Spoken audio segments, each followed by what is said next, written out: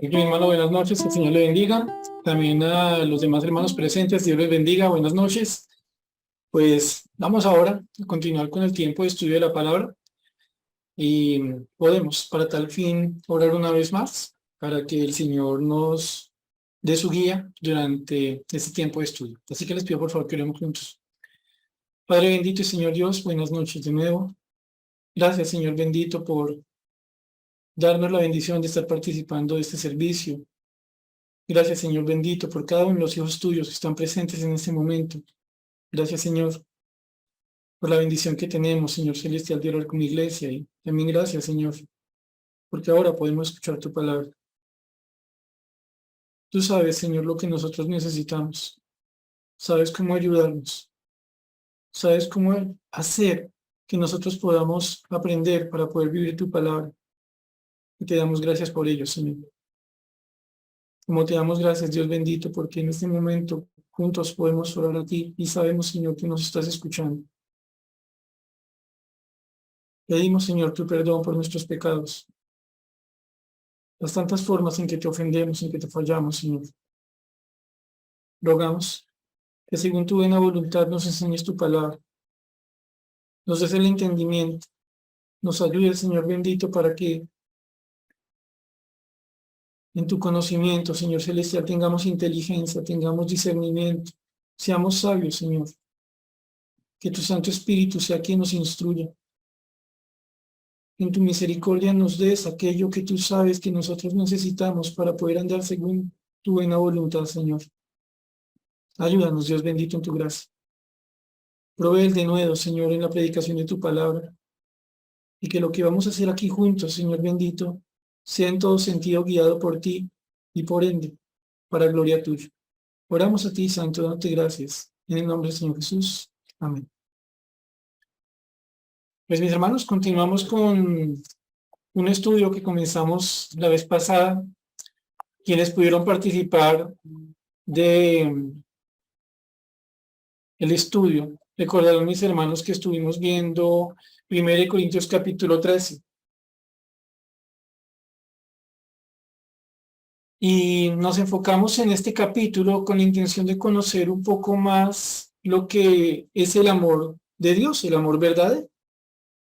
Ustedes recordarán, mis hermanos, que cuando hacíamos la lectura de este texto, hicimos una breve explicación sobre de qué clase de amor estábamos hablando y decíamos que era un amor que estaría en el vocabulario de los griegos de ese momento. Recuerden, esta porción que estamos leyendo está escrita en el griego común de su momento y ellos tendrían varias clases de amor y tal vez el que menos usarían sería aquel que nosotros encontramos traducido aquí como amor. Esa palabra ágape que refiere a un amor de la voluntad, a un amor que es una decisión, a un amor que no puede ser solamente el amor entre familiares, el amor entre amigos, el amor entre los que se gustan, sino es ante todo un amor de voluntad. Y ese es el amor que Dios tiene para con nosotros y que comenzamos a estudiar, como les recordaba, hace 8 días. Así que desde ya les quiero pedir a ustedes que vayan a 1 Corintios capítulo 13, 1 Corintios capítulo 13. Y parece, al tratarse de un capítulo corto que puede ser un buen hábito que tengamos durante estos tiempos de estudio, leer todo el capítulo. 1 Corintios capítulo 13. Recuerden entonces, mis hermanos, que lo que el Señor está haciendo en este momento es enseñarnos un poco más lo que es este amor. Y entonces, 1 Corintios capítulo 13, versículos 1 al 13, dice lo siguiente. Si yo hablas en lenguas humanas y angélicas y no tengo amor, vengo a ser como metal que resuena o címbalo que retiñe. Y si tuviese profecía y entendiese todos los misterios y toda ciencia, y si tuviese toda la fe, de tal manera que trasladase los montes y no tengo amor, nada soy. Y si repartiese todos mis bienes para dar de comer a los pobres, y si entregase mi cuerpo para ser quemado y no tengo amor, de nada me sirve. Una pausita aquí. Recuerden ustedes que estudiando estos 3 primeros versículos, el Señor nos puso a pensar algo interesante.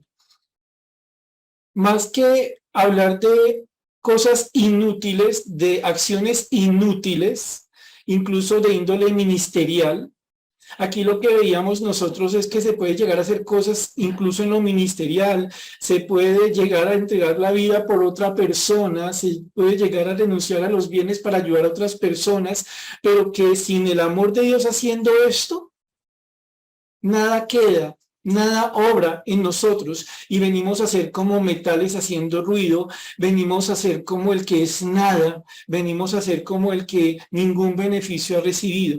Y realizo la pausa en la lectura que tenemos aquí, mis hermanos, porque tal vez, como lo decíamos la vez pasada, una de las grandes mentiras que nos vende ese cuento del amor propio, de la autoestima por encima de todo, es que es la forma de realizarnos y de lograr la mejor de las vidas. Y el Señor nos enseña en los 3 primeros versículos del 1 Corintios capítulo 13, que una de las formas más eficaces de desperdiciar la vida es haciendo las cosas sin el amor de Dios. Pero bueno, avancemos en la lectura, versículo 4. El amor es sufrido, es benigno, el amor no tiene envidia, el amor no es jactancioso, no se envanece, no hace nada indebido, no busca lo suyo, no se irrita, no guarda rencor, no se goza de la injusticia, mas se goza de la verdad. Todo lo sufre, todo lo cree, todo lo espera, todo lo soporta. El amor nunca deja de ser, pero las profecías se acabarán y cesarán las lenguas y la ciencia acabará. Porque en parte conocemos y en parte profetizamos. Mas cuando venga lo perfecto, entonces lo que es en parte se acabará. Cuando yo era niño, hablaba como niño, pensaba como niño, juzgaba como niño.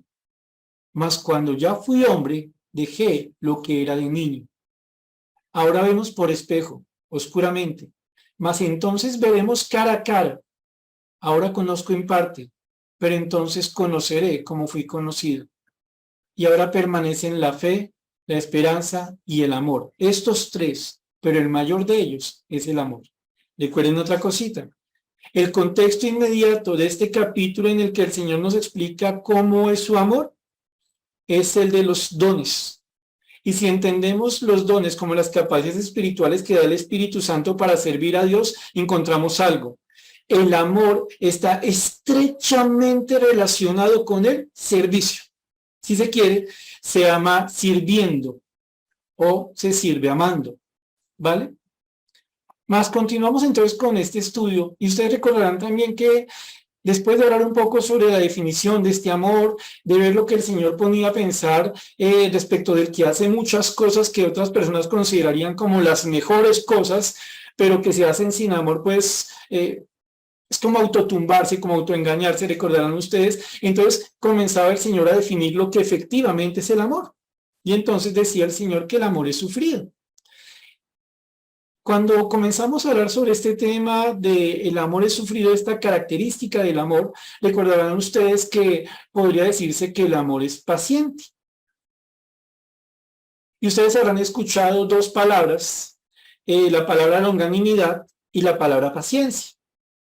Y podríamos pensar la paciencia como ese esperar en medio de las circunstancias difíciles, mantenerse bajo una presión de circunstancias difíciles, y hablaremos de longanimidad cuando estamos hablando de soportar ya no circunstancias, sino las dificultades que nos ponen las personas, o si se quiere, soportar personas difíciles.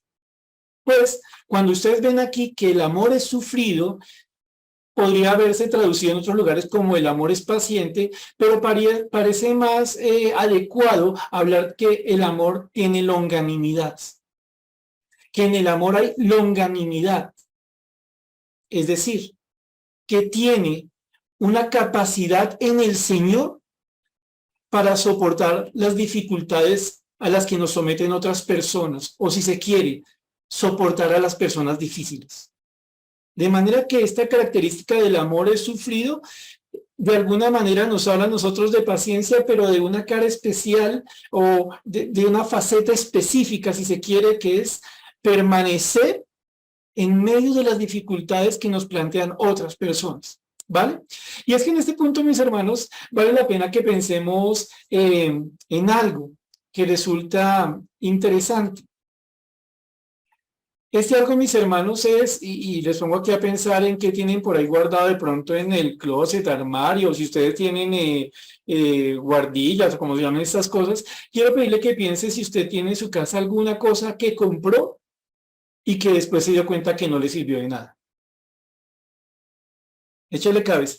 ¿Usted tiene en la casa alguna cosa que en su momento compró y se dio cuenta que no le sirvió para nada? Si a usted, como a mí, le ha pasado que compramos cosas que después notamos que no sirvieron para nada, se habrán dado cuenta, tal vez, como en mi caso, que en gran manera se debió a que cuando nosotros anhelamos tener eso e incluso cuando nos esforzamos en comprar eso, lo hicimos porque estábamos convencidos de que era bueno tener eso, que adquirir eso para nosotros era la mejor de las ideas. Claro, culpa del publicista o del muy buen vendedor con el que nos topamos en ese momento. Pero ustedes se habrán dado cuenta de algo. No fue en ese momento en que estábamos pensando adquirir esa cosa que nos dimos cuenta de su inutilidad, porque si no, no lo hubiéramos comprado. Nos dimos cuenta de su inutilidad solo cuando llegó el tiempo de usarla, de ver si realmente servía para aquello que nosotros la habíamos adquirido. Si se quiere, en el momento en que realmente la necesitábamos utilizar, fue que nos dimos cuenta que estábamos engañados y que lo que compramos, incluso con esfuerzo y con anhelo, pensando que iba a servir, en últimas no sirvió de nada. Y que no solo no nos sirvió de nada, sino que posiblemente está haciendo estorbo y que está ocupando el espacio de otra cosa que sí podría servirnos de algo. Pues esto pasa en lo material y funciona mucho en lo espiritual. Y cuando pienso en algo que nosotros podemos adquirir, habiendo estado convencidos de que adquirir eso era una buena idea y después nos dimos cuenta que no sirvió para nada y que solo terminó haciendo males, pienso espiritualmente hablando en lo que conocemos como la venganza. Refiriéndome a venganza como la respuesta que nosotros damos ante la ofensa, como eso que en su momento nosotros pensamos es la mejor alternativa que podemos tomar. Y el corazón engañoso, como un excelente publicista, como el mejor de los vendedores, comienza a vendernos las razones de por qué sería bueno vengarnos, de por qué sería bueno desquitarnos de lo que nos han hecho. Al punto que, ante la ofensa, adquirimos con prontitud esa alternativa, vengarnos, y la vamos a utilizar pensando, entre otras cosas, si yo me vengo de lo que me hicieron, mis problemas se van a solucionar y voy a sentir un fresquito. Voy a evitar que vuelvan a suceder ciertas cosas. Recuerden, argumentos de un corazón engañoso que actúa como un vendedor, que está vendiendo algo que no es bueno. Y nosotros tomamos eso, lo adquirimos, y cuando lo usamos, es decir, cuando nos vengamos y vemos los efectos de la venganza, nos damos cuenta de algo y nos tumbamos solos. Que la venganza no dio lo que prometía, que la venganza no sirvió para lo que decía servir. El problema no se resolvió, el problema se agravó, porque ahora aquel del que nos vengamos está esperando a su vez una oportunidad para vengarse de nosotros. Porque ahora, en vez de restablecer las relaciones con una base de temor, no hay ninguna relación. Porque la venganza que aparecía como la mejor de las opciones, en este momento pareciera dejarnos sin ninguna opción. Porque la relación quedó en un punto casi muerto. Me refiero respecto de la persona con la que nos vengamos o contra la que nos vengamos. Y como les decía a ustedes, mis hermanos, aquí la venganza parece algo atractivo, llamativo, que uno dice, oiga, yo necesito eso en mi vida, y cuando la usamos decimos, qué tontería haber tomado esa opción, qué tontería tener eso en mi vida. Y es que, mis hermanos, cuando nosotros, avanzando un poquitico más sobre esto del amor sufrido, del amor paciente, o si se quiere más específicamente, más claramente, el amor que tiene longanimidad, es decir, que permanece, que mantiene el carácter cristiano hacia las personas que nos hacen mal, es que nos damos cuenta, pensando en la definición del amor, que yo tengo que tomar una decisión. Ojo, la decisión no es si voy a tener o no personas difíciles en mi vida. Porque las personas son como nosotros. Y algunos son difíciles para nosotros a la misma vez que nosotros somos difíciles para ellos o para otros. De manera que, salvo que alguno pensara aquí que una buena vida cristiana es la del que se esconde en una cueva para no tratar con nadie, sabemos que eso no es cristianismo, tenemos nosotros que asumir una realidad. La dificultad en las relaciones interpersonales causada por la injusticia de uno u otro lado es la norma. Es, entre comillas, lo normal, no bueno, pero sí normal. Aquí me gusta enfatizar en un punto. Si una persona se fuma 3 cajetillas de cigarrillo durante 10 años, es normal que le dé cáncer de pulmón. No es bueno, es normal. Corresponde con lo que se puede esperar. Por ende, usted le echa cabeza, mi hermano, yo le echo cabeza. De verdad, la Biblia me dice a mí que yo puedo vivir en un medio en que las personas no traigan sufrimiento a mi vida. La respuesta es no. Es un mundo caído con pecadores de 2 clases, los salvos y los no salvos. Y repito, la mayor prueba de que esto es cierto está en la dificultad, el sufrimiento que yo puedo llevarle a la vida de otros. Por ende, la alternativa no es si puedo tener una vida en la que no tenga sufrimiento por causa de los que me rodean. La alternativa es cómo lo voy a afrontar. Y el Señor nos dice, afróntelo amando. Afróntelo entendiendo que el amor es sufrido, que el amor tiene longanimidad, que se mantiene pacientemente, que permanece en su lugar, que no se deja cambiar hacia la venganza. Comprenda que el amor de Dios es lo que usted necesita tener en el corazón, no el vengarse. Aquí recuerdo algo que leí, un autor planteaba que, no me acuerdo si es Aristóteles o Sócrates, uno de los filósofos griegos clásicos, decía que para un buen griego, en la época de ellos, para ellos un griego virtuoso, sería el que hacía todo lo posible por vengar la ofensa. Un buen griego, un griego virtuoso, un griego a respetar, un griego a admirar e imitar, según esto de la filosofía clásica, sería el que se esfuerza por vengarse. Y se dan cuenta como el Señor dice que es todo lo contrario. Un buen creyente será aquel que toma el amor sufrido, el amor de longanimidad, para poder permanecer en su lugar. En el lugar del que no se come un cuento mentiroso y piensa que la venganza es una alternativa. Ahora, claro, nosotros pensamos en esto y nosotros podríamos en primer momento decir, no, pero yo no tengo enemigos. Bendito sea el Señor, yo con todo el mundo la voy re bien. Ojo, mis hermanos, con lo siguiente. La enemistad la recibimos desde 2 clases de personas. Los que se consagran como enemigos, como quien va a la guerra con la intención de matar al otro y cuando lo ve le salen rayos por los ojos y es un enemigo cantado de jurado. Pero la enemistad también surge de personas que pueden ser muy cercanas a nosotros, que tienen conductas de hostilidad.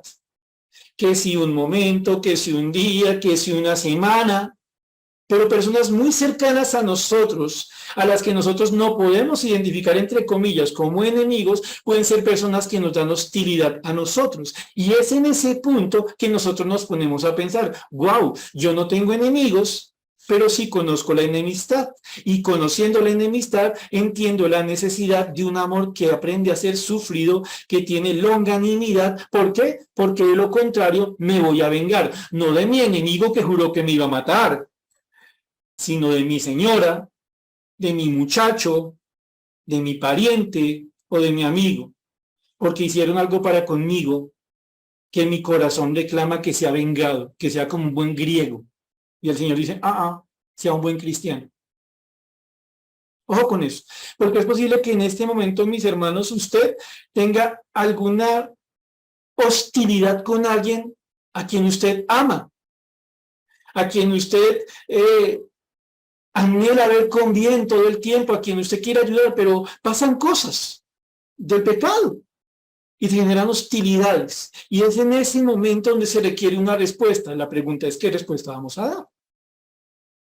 Ahora, teniendo en cuenta esto, nosotros podemos ahondar un poco más. Y nos vamos entonces a 2 de Pedro capítulo 3. 2 de Pedro capítulo 3.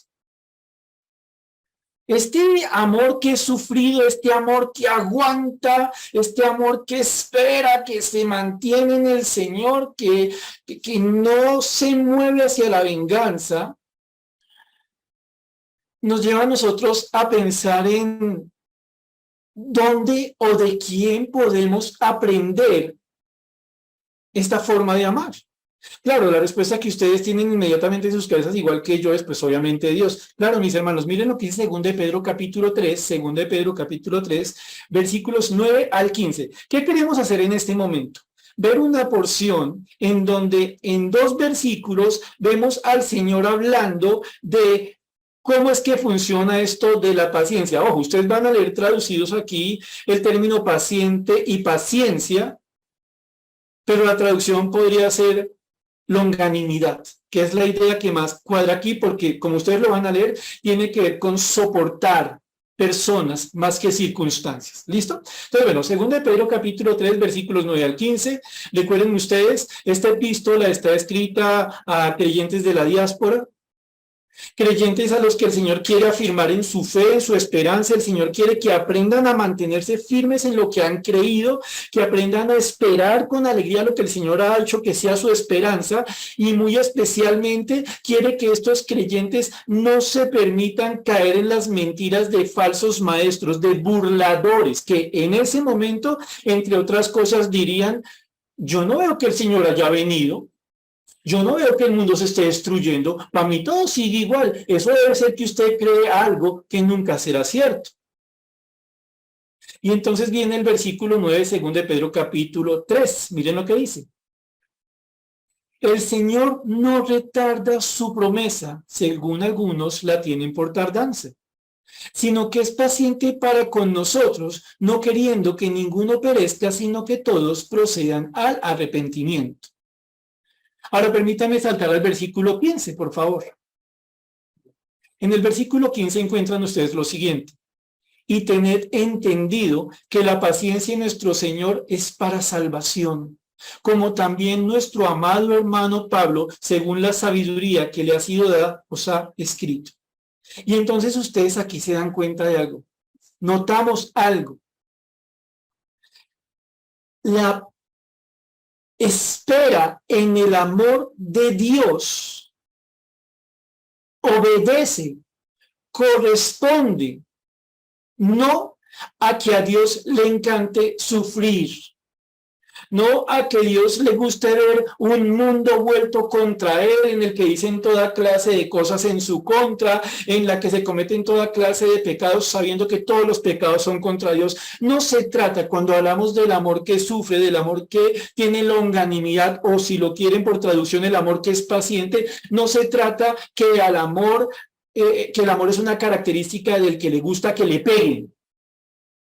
Este amor sufrido no es la descripción del masoquista.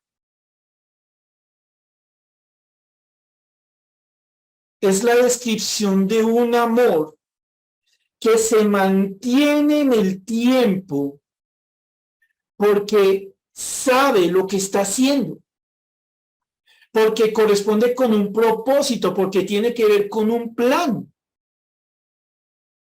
Los burladores, como les decía hace un momento, esos falsos maestros se reirían de esos creyentes de la diáspora porque según ellos esperaban la venida del Señor a juzgar, a reinar, en su momento de establecer cielo nuevo y tierra nueva, y como ellos veían que las cosas no se estaban destruyendo, pues se burlaban de los que creían esto. Y miren, interesante que resulta este punto. El Señor no está retardando su promesa. En el momento exacto, el Señor cumple cada una de las promesas, cada una de las profecías que están por cumplirse. ¿Qué es lo que está pasando cuando no suceden las cosas que debieran suceder? Es decir, que debieran suceder. Es decir, por ejemplo, que los burladores fueran destruidos así. Que Dios tiene un amor. Que Dios ama prolongando su amor con un anhelo. Que el burlador pase de ser burlador a un arrepentido. ¿Lo notan? Y yo creo que aquí nos damos cuenta un poco, notamos un poco de lo que estamos hablando. O sea, el Dios que todo lo puede, el Dios que todo lo sabe, el Dios respecto del cual nosotros somos menos que nada, soporta con amor, soporta a los que le agreden con odio, porque los quiere salvar. Ojo. ¿Y qué hacen los burladores? ¿Qué hacen los que no creen mientras Dios mantiene su amor para salvar? Se burlan de él. Ojo, la Biblia no nos dice aquí ni en ningún otro lugar que Dios mantiene su amor y que entonces las personas dicen, oiga, no, yo ya voy a dejar de ser tan incrédulo de a poquitos. No. El Señor mantiene su amor hacia personas que hasta el último momento, sea que mueran y vayan al infierno, sea que se arrepientan, se mantienen como enemigos de Dios. Ojo, mantienen la hostilidad contra Dios. ¿Y cuál es la respuesta de Dios a ellos? Un amor paciente, una longanimidad. Ay, Señor, pero ¿por qué te gusta que te hagan eso? Por ningún lado dice la Biblia que a alguien le tenga que gustar la injusticia. Por ningún lado dice la Biblia que uno tenga que sentir una alegría y un regocijo porque a uno lo traten mal, porque sí. Lo que nosotros encontramos en este pasaje nos pone a pensar en un Dios que tiene muy claro hacia dónde va con su amor. Sabe por qué soporta, porque sabe lo que quiere. Y por ende, si vemos estos versículos de un Dios que está esperando pacientemente a que todos procedan al arrepentimiento porque no quiere que ninguno, incluya a los burladores, no quiere que ninguno se pierda, aquí lo que nosotros vemos es algo muy interesante. El afán de venganza va contra los planes de Dios. El afán de desquitarse, de pagar con la misma moneda, va contra lo que Dios quiere. Claro, Dios es justo y en su momento ejerce venganza.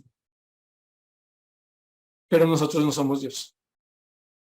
Y si Dios, que sí es bueno, que sí es santo, que sí es justo y por encima de todo, que es Dios, tiene esta paciencia, este amor paciente, este amor que se mantiene, no es por capricho, ni por resignación. Sabe lo que está buscando. Y repito, aquí nosotros encontramos por vía de aplicación algo. Cuando usted tiene enfrente la ofensa, el dolor, la aflicción, que le está causando incluso una persona que dice amarle, a la que usted le tiene un profundo cariño, y usted decide no vengarse, tiene que hacerlo no como quien se muerde la lengua, sino como pensando, si yo permanezco en el amor de Dios en esta circunstancia, yo sé que estoy haciendo lo que es propio de Dios. Este permanecer amando a pesar de las circunstancias es una manera de honrar a Dios esperando en lo que Él sabe y puede hacer. Es su manera de actuar. Miren, mis hermanos, otra porción donde encontramos algo más sobre esta paciencia. Vayan, por favor, a Efesios capítulo 4. Vayan a Efesios capítulo 4.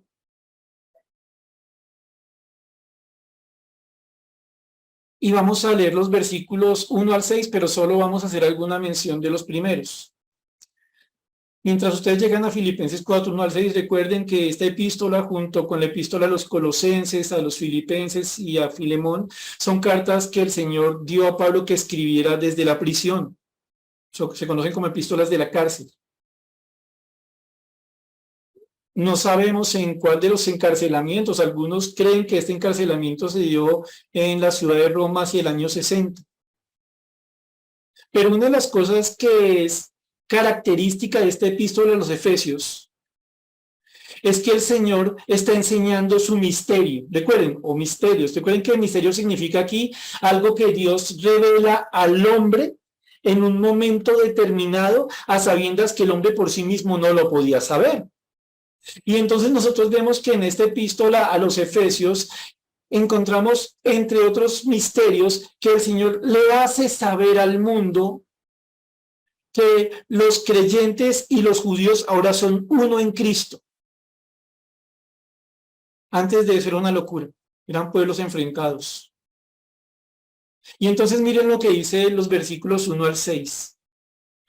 Yo pues, preso en el Señor, os ruego que andéis como es digno de la vocación con que fuisteis llamados, con toda humildad y mansedumbre, soportándoos con paciencia los unos a los otros en amor, solícitos en guardar la unidad del espíritu en el vínculo de la paz, un cuerpo y un espíritu, como fuisteis también llamados en una misma esperanza de vuestra vocación, un Señor, una fe, un bautismo, un Dios y Padre de todos, el cual es sobre todos y por todos y en todos.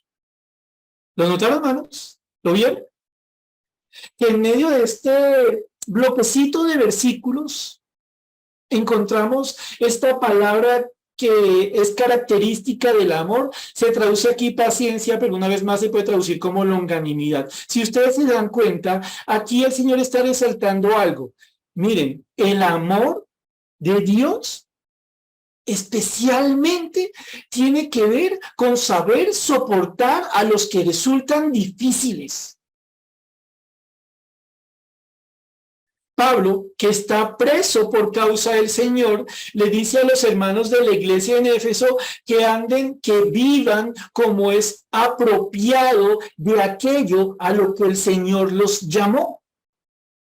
Y entonces uno se pregunta, bueno, Pablo, ¿y cómo es que se vive apropiadamente el llamamiento que a uno le da el Señor? Y entonces miren algunas palabras que rodean la paciencia, que rodea la longanimidad. Pausa. Hermano, me tiene confundido, podría decir alguno, porque a veces usted dice paciencia y otras veces dice longanimidad. Tranquilos. Si quiere manejarlo como sinónimo, hágalo. Repito, longanimidad refiere a un amor que permanece ante las personas difíciles y la paciencia nos lleva a pensar en las circunstancias difíciles. Pero como ustedes lo están viendo, a veces se traduce de una u otra forma. Y entonces, retomando, dice que vivamos de una forma que es apropiada, que es digna del llamamiento, de la vocación con que el Señor nos llamó. Y entonces dice, miren, ¿cómo se hace eso? Con toda humildad, y refiere aquí a una mente que se humilla, a una mente que se postra ante la voluntad de Dios, a una mente, a un corazón que no tiene lugar para exaltarse a sí mismo. ¡Guau! Pensemos lo siguiente. ¿Cuál es una de las principales características que tiene un corazón vengativo? Ese corazón vengativo anhela venganza porque considera que es el más importante de todos y que por ende no está interesado en soportar una ofensa, porque si soportara una ofensa sería como decirle al ofensor, usted es más que yo. Y el Señor dice, a ver, el que quiere vivir como es digno de la vocación, el que quiere ser un buen creyente, debe tener en su mente, en su corazón, toda humildad. No hay excepción para la humildad. Se requiere siempre un corazón humillado ante la voluntad de Dios. Segunda cosa, mansedumbre, que está muy relacionada con la humildad. Señor, me hicieron tal cosa. Me sacaron un piedronón, Señor. Me tocó meterme al baño y llorar del mal genio.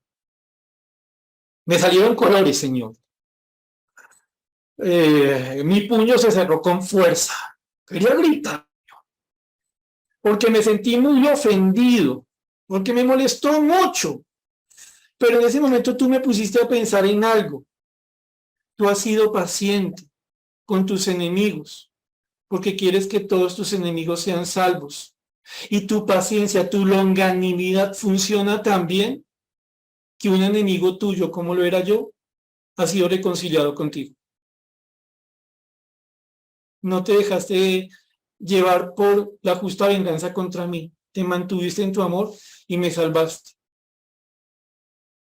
Aquí que vemos, una mente humilde es una mente y un corazón que entiende. El importante no soy yo. El importante es Dios. Tal vez a alguno ya le está chocando el corazón. Ay, hermano, eso suena bonito, pero a mí no me gusta. Hermanos, ¿qué tenemos de importante en nosotros? Seamos francos. Pongamos las cosas en su lugar.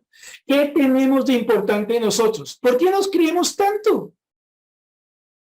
Oh, es que nadie hace las cosas como las hago yo. Sabemos que eso no es cierto. Pero por encima de todo, lo que más habría que mirar es los pecadores que nosotros somos. Y dejar de intentar maquillar la fealdad con moléculas de cosas que para otros pudieran ser importantes. Pero ante todo, ¿qué universo creamos nosotros? ¿Qué pajarito hicimos que surgiera de la nada solo con nuestra voz? ¿Qué idea realmente original tenemos nosotros? ¿Qué grandeza puede haber en algo tan pequeño como ustedes y como yo en últimas? ¿Cómo puede haber cabido un corazón que no entienda que la humildad es lo más sabio que uno puede tener en el corazón? Porque es que somos como nada. Una vez más, la carne y el corazón engañoso venden ideas. Pero Dios pone las cosas en su lugar. Miren, humildad, mansedumbre, poder bajo control. Sí, usted puede gritar algo, usted conoce a la persona, usted sabe que en este momento le podría decir, yo me le meto por aquí y le voy a decir, que yo sé que esas palabras le calan hasta el alma y le duelen como nada. Porque ustedes saben, mis hermanos, que cuando nos desquitamos de alguien a quien queremos, lo hacemos de la forma más cruel, lo hacemos desde el conocimiento que tenemos de ellos. Y el Señor dice, miren, sean dignos, vivan apropiadamente del llamamiento que les di. Sean humildes, sean sabios en la humildad, sean mansos. No den lo que pudieran dar en el momento de ira, como el caballo que es domesticado. Tenga la lengua, sosténgase en el Señor, no se deje desbocar. Y noten entonces, con toda humildad y mansedumbre, y entonces ¿qué aparece después? Soportándoos con paciencia los unos a los otros en amor. Es decir, que dentro de lo que estamos estudiando nosotros esta noche, el soportar a otro, el aguantar a otro de una forma paciente en el amor de Dios, requiere de nosotros algo que a veces olvidamos: un corazón humilde y un corazón manso. Y ustedes y yo lo pensamos y decimos, oiga, sí es cierto. Cuando yo le he creído a Dios y he usado blanda respuesta para aplacar la ira, cuando yo resigné mi voluntad, lo que yo quería hacer en mi carne, y dije, Señor, hágase lo que tú mandas, y me voy a quedar en ese momento sabiamente callado, me picó hasta el alma. Pero yo resigné mi voluntad a la voluntad de Dios. Y me amarré la lengua, hermanos, y con el Espíritu Santo dije, no voy a decir nada. Fui manso, no me descontrolé. ¿Qué pasó en ese momento en el que de esta forma tan práctica, ante palabras ofensivas a manera de ejemplo, nosotros decidimos no pagar con la misma manera? En ese momento tenemos un cristiano que ha soportado con paciencia, en amor. En ese momento ha amado pacientemente, ha mostrado longanimidad en un amor que no es el amor que él conocía antes de conocer al Señor. Es un amor nuevo, es un amor cristiano. Ahora, noten lo siguiente. Una vez más, no es porque sí, hay una finalidad. Dice el versículo 4. Perdonen, el 3. Solícitos en guardar la unidad del espíritu en el vínculo de la paz. ¿Qué busca el Señor que nosotros tengamos como fruto de esto? Aquí está hablando de la unidad de la iglesia, en la epístola a los Efesios. Pero no tiene algo interesante, mis hermanos. Aplica igualito para una casa. Cuando una persona, en medio de una relación familiar, papá, mamá, hijo, esposo, bueno, quien sea, de estos muy cercanos, claro que también aplica para personas más lejanas, pero quedémonos en el núcleo familiar o en el núcleo eclesial, recibe una ofensa, una vez más tiene que escoger. ¿Va a usar lo que le vendieron en el mundo, que usted se dio cuenta que no le servía para nada? Piense, las veces que lo ha utilizado, ¿realmente arregló algo? ¿La venganza algún día ha arreglado algo? Se los decía alguna vez y lo he escuchado en muchas ocasiones. Se sospecha que la Segunda Guerra Mundial es, entre comillas, producto de venganzas cruzadas. Los vencedores de la Primera Guerra Mundial se quisieron desquitar de la Alemania, imponiéndole una serie de tributos y cargas que no era posible que cumplieran. Y los alemanes de alguna manera se quieren vengar del yugo que les ponen en la Primera Guerra y comienza toda la locura armamentista de los alemanes y vemos todo lo que pasa con la Segunda Guerra Mundial. Las guerras se mantienen a punta de venganzas. Ahora pensemos lo siguiente.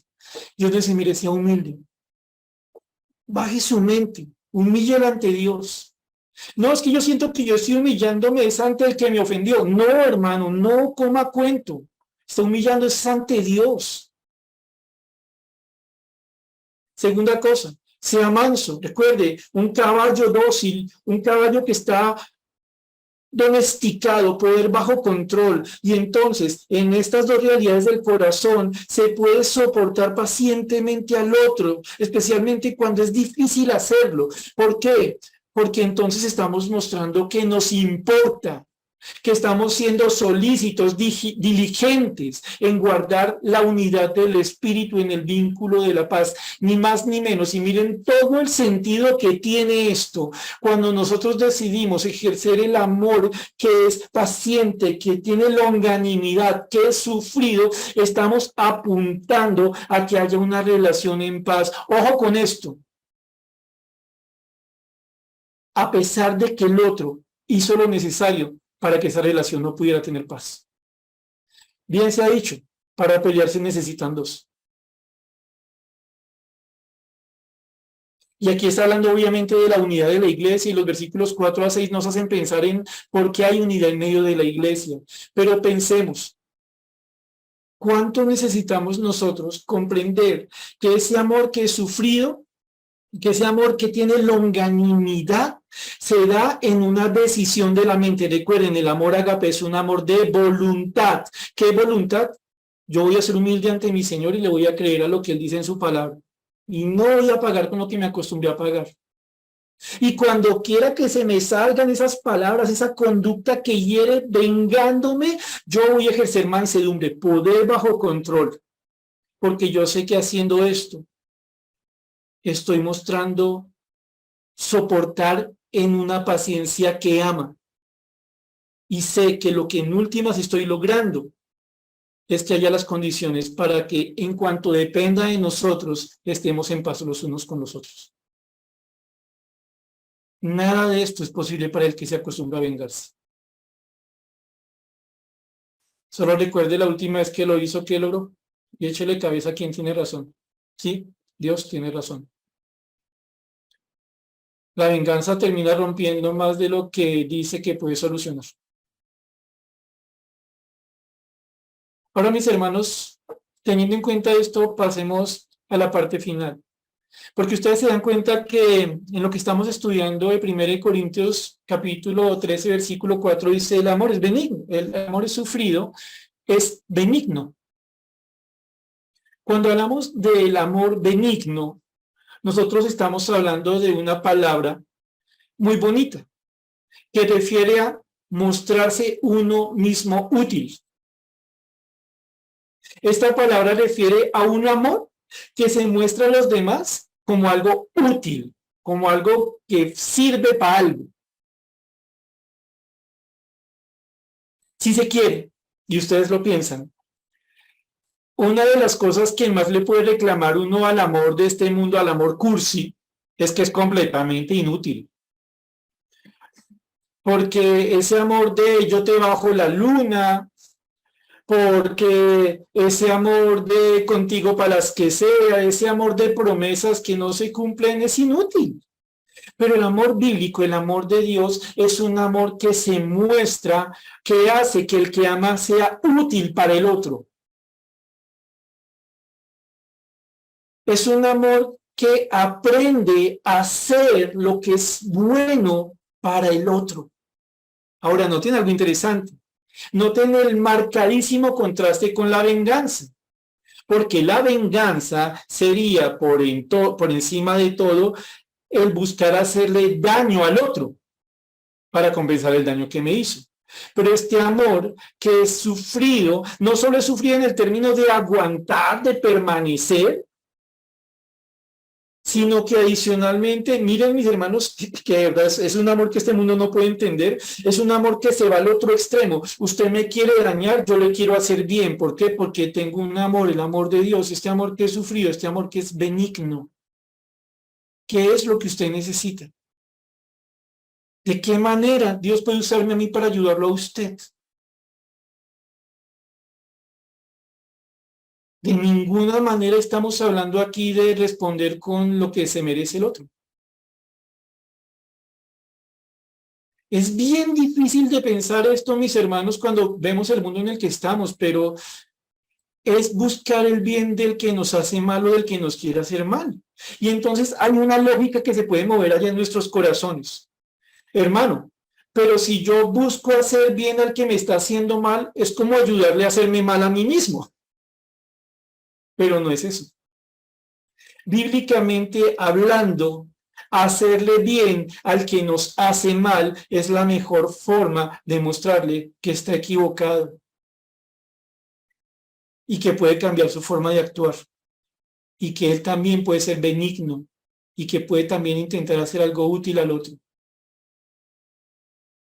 La benignidad es una forma de anular, de contestar bíblica adecuadamente el daño que nos quieren hacer. Recordemos que en Gálatas 5, 22 al 24, no vayan allá, este versículo lo hemos leído en varias ocasiones. En Gálatas 5, 22, 24, el Señor a la iglesia de Galacia les está enseñando lo que es propio de un creyente, del que ya no anda según las obras de la carne, sino en el fruto del Espíritu. Y les leo, donde dice en el versículo 22 de Gálatas 5, mas el fruto del Espíritu es amor, gozo, paz, paciencia, benignidad, bondad, fe, mansedumbre, templanza. Contra tales cosas no hay ley.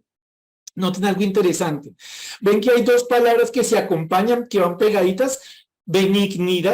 Paciencia y benignidad. Sí, paciencia, la misma que se traduce en 1 Corintios 13 como sufrido. Es la misma palabra, solo que aquí aparece como paciencia. ¿Y qué viene pegado a la paciencia? Benignidad. Pero ojo, varias cosas. Y aquí el Señor nos pone a pensar en algo.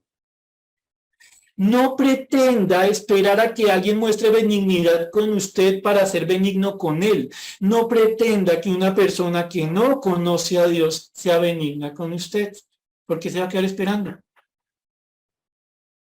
Segunda cosa, alegres, hermano. Debe que le salgan voladores en el corazón. Porque cuando usted decide en el fruto del Espíritu Santo, a la par de ser paciente, ser benigno, lo que usted puede ver en su corazón, en su vida, es que está creciendo en el Espíritu y consecuentemente que está menguando en la carne. Como queriendo decir, el que aprende a ser benigno ante la ofensa, lejos de mostrar debilidad, está mostrando la fortaleza del que está creciendo. Terminemos con una porción donde el Señor Jesús nos pone a pensar en esto. Vaya muy rápidamente a Lucas capítulo 6. Solo vamos a leer algunos de los versículos de esta porción. Una vez más, una persona que no conoce a Dios lee esta porción y dice, uy, es que los cristianos son de un masoquista. Ay, pobrecitos. Les gusta que les peguen. Ay, no, tengo que les llenar al psicólogo, pobrecitos. ¿Sí? El Señor Jesucristo aquí hablando de cómo tratar al que muestra enemistad para con uno, del que se muestra enemigo contra uno, al que uno no le puede tratar como si fuera su enemigo. Es interesante. Versículo 27 de Lucas capítulo 6. Vamos a leer algunos versículos, vamos 27, 28, saltamos 31, 32 y terminamos 35, 36. Yo le pediría que usted lo lea en la casa, ya nos quedan sino muy poquitos minutos. Lucas 6, 27, 28. Pero a vosotros los que oís, ojo, el amor de Dios no es para los que ignoran lo que dice Dios. Es para el que escucha lo que es de Dios, para el que cree lo que es de Dios, para el que tiene el amor de Dios en su vida. Pero a vosotros los que oís os digo, amad a vuestros enemigos. ¿Se acuerdan que dijimos que benignidad es mostrarse útil? Mire cómo le dice el Señor. Amad a vuestros enemigos, haced bien a los que os aborrecen. ¿Lo ven? Hágale bien al que lo aborrece. Bendiga al que lo maldice. Ore por los que os calumnian. ¿Se dan cuenta la lógica del Señor cómo es? Literalmente, venza con el bien el mal. Hágale ver al que le trata a usted mal que usted no está dispuesto a trabajar o a vivir según sus reglas de juego. Hágale entender a aquel que le trata mal a usted que para usted la venganza no es una alternativa, que usted ya probó ese producto y se dio cuenta que fue una tumbada completa. Hágale ver al que a usted le trata con enemistad que usted no es enemigo de él. ¿Y cómo? Con cosas concretas, con respuestas sabias, como el que le hace bien al que lo aborrece a uno, como el que ora por aquel que está calumniándolo a uno. Versículo 31. Y como queréis que hagan los hombres con vosotros, así también haced vosotros con ellos. Ojo que no está diciendo, y como los hombres hacen con ustedes, haced vosotros con ellos. Aquí se trata de que uno toma la iniciativa, teniendo en cuenta lo que es mejor para uno, a la luz de la palabra, también de ser bueno para ellos. Porque si amáis a los que os aman, ¿qué mérito tenéis? Porque también los pecadores aman a los que los aman. La próxima vez que usted o yo nos queramos vengar, pensemos, eso es una completa tontería y eso es propio de los pecadores que no conocen a Dios. Terminemos, versículo 35 y 36. Como les dije, iba a saltar aquí, espero que en la casa ustedes lo puedan leer con mayor calma. Versículo 35. Amad pues a vuestros enemigos y haced bien, y prestad no esperando de ello nada, y será vuestro galardón grande, y seréis hijos del Altísimo, porque Él es benigno con los ingratos y malos. Sed pues misericordiosos como también vuestro Padre es misericordioso. Terminamos. El benigno, el que tiene el amor que sufre, el amor que es paciente, el amor de longanimidad, lo hace porque se parece a su papá. Porque en lo espiritual, el hijo de tigre sale pintado. Y notemos algo. Cuando queremos pagar con mal al que nos hace mal, cuando queremos vengarnos, en el fondo, estamos negando de quién somos hijos. Al Dios altísimo, al Dios que está por encima de todos y todos. el que ha sido benigno con los ingratos y malos. Ingratos y malos, ingratos y malos. Busquemos una definición en el diccionario del cielo y encontraremos nuestra foto. Él ha sido benigno con nosotros, a pesar de que hemos sido ingratos y malos. Pensemos y terminamos. ¿Qué logró la misericordia de Dios sobre nosotros que éramos sus enemigos? Hacernos sus hijos. Pregunta, ¿quién ganó? Entonces, hemos visto hoy un par de características del amor, que repito, no puede entenderse desde la lógica de este mundo, del que se venga, del que paga mal con mal. Eso es propio del que no conoce a Dios. El amor que hemos estado viendo hoy no es un amor que le gusta sufrir, sino que entiende cómo afrontar el sufrimiento que causan otras personas, pensando en primer lugar que uno mismo ha tratado a otros así, y llevando a comprender, entre otras cosas, que hay que ser humilde, que hay que ser manso, que hay que dejar de ser menso para tratar los problemas personales desquitándose uno mismo. Que hay que comprender que el amor que es sufrido, el amor que es benigno, es un amor que busca unidad, es un amor que busca paz, incluso hacia aquel que ha roto esta unidad con alguna ofensa. Este amor es propio del que muestra la obra del Espíritu Santo en su vida y por ende debe sentirse contento. Este amor es propio de uno que anda en esta tierra mostrando de quién es hijo.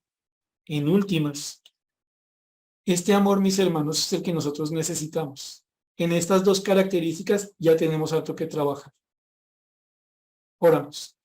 Padre bendito y Señor Dios, te damos gracias por esta noche, por lo que nos has enseñado en tu palabra, por lo que nos pones a pensar sobre este amor tuyo, Señor, que en nosotros está porque tú lo has derramado, que es sufrido, que es paciente, que permanece a pesar de las tristezas, aflicciones, dificultades que otros pueden traer a nuestras vidas. Y también nos llama, Señor bendito, a tener un amor que es benigno, un amor que busca lo que es útil para el otro, un amor que busca lo tuyo para aquel que ofende, como tú lo hiciste para con nosotros. Señor, ayúdanos a considerar lo que nos has enseñado y entre otros escenarios donde necesitamos mostrar este amor, ayúdanos para que nuestras casas sean el primer lugar donde ejercitamos el amor que es propio de aquellos que por tu gracia somos tus hijos. Oramos agradecidos en el nombre del Señor Jesús. Amén.